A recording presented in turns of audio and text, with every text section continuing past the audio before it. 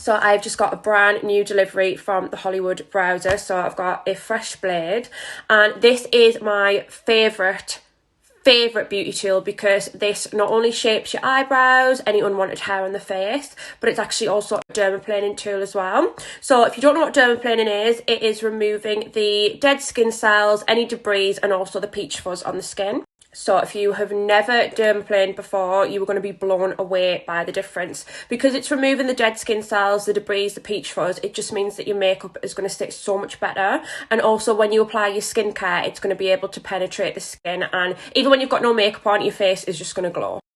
Now I've taken all my makeup off, completely makeup free, I've cleansed and toned, so you want to have completely dry skin for this, no moisturisers or anything.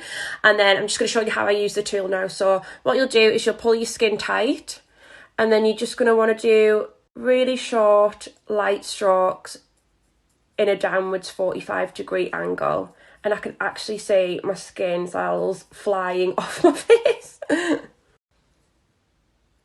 So just continuing down the cheeks in the short little motions. And you won't be able to see, but honestly, my skin is literally flying in front of my eyes.